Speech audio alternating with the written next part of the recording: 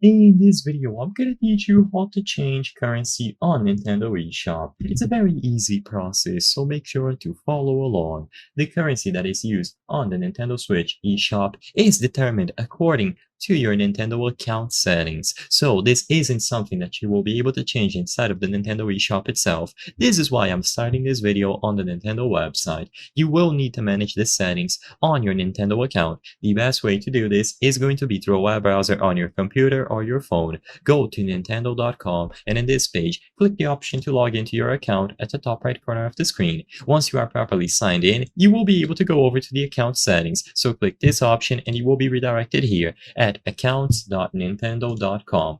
When you are in this page, you will see under user information, which is the default category, your country or region of residence. Like I said, the currency on the Nintendo Switch eShop is determined according to the country that you have set here. So go over to edit at the right side of profile and change the country from this list. I'm not going to do it for my account, but if you do want to change the currency, just go ahead. So for example, if your Nintendo eShop is currently set to the United States, you will see the currency as USD, so United States dollars. But if you set it to a country within Europe, it should update to euros, and you can do it according to any country on this list.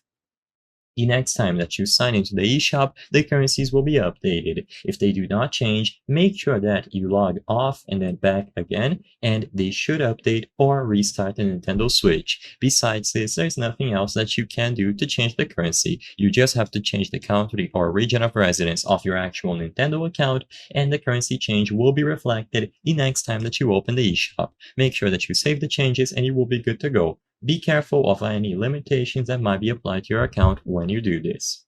I hope I was able to help you on how to change currency on Nintendo eShop. If this video helped you, please be sure to leave a like and subscribe for more very easy tips. Thank you for watching.